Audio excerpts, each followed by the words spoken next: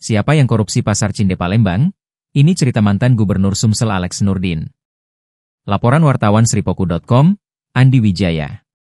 Usai menjalani pemeriksaan maraton selama kurang lebih 5 jam sebagai saksi dalam kasus dugaan korupsi terkait Pasar Cinde, mantan Gubernur Sumsel Alex Nurdin akhirnya angkat bicara.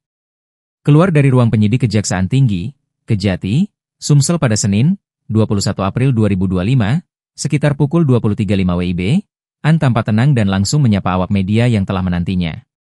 Dengan balutan kemeja putih lengan panjang, celana jeans hitam, dan sebuah topi, An memulai ceritanya dengan nada santai namun tegas.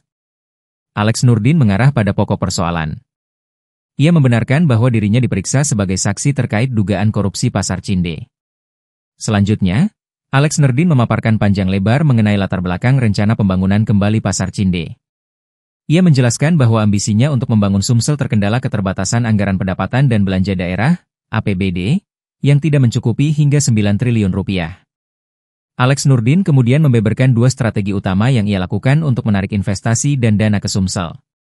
Pertama melalui penyelenggaraan event berskala nasional dan internasional, seperti PON 2004, SEA Games 2011, ASEAN University Games, Islamic Solidarity Games, dan puncaknya Asian Games 2018. Strategi kedua, lanjut Alex Nurdin, adalah melalui pemanfaatan lahan idle milik pemerintah provinsi untuk dikerjasamakan dengan pihak swasta. Ia mencontohkan keberhasilan strategi ini melalui pembangunan Palembang Icon, PSCC, RS Siloam, hingga Underground Mall.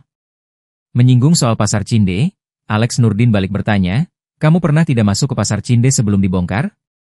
Busuk, kotor, jorok, gelap, becek. Pasar itu di tengah kota, di Jalan Sudirman. Kita mau Asian Games, maka itu ditawarkan, lelang ada prosedurnya, ujarnya. Ia melanjutkan bahwa setelah pemenang lelang lahan Pasar Cinde didapatkan, muncul polemik terkait status cagar budaya pasar tersebut. Akhirnya minta izin kepada wali kota bahwa sudah ada pemenang lelang lahan itu, dan silakan dibongkar karena ribut, dan karena cagar budaya, ungkapnya. Alex Nurdin mengaku telah membuat surat kepada wali kota Palembang untuk menerbitkan surat keputusan, SK, Cagar Budaya Pasar Cinde. Saat itu, lanjut An, wali kota juga membentuk tim kajian berjumlah 41 orang yang terdiri dari ahli struktur, konstruksi, sejarah, dan antropologi.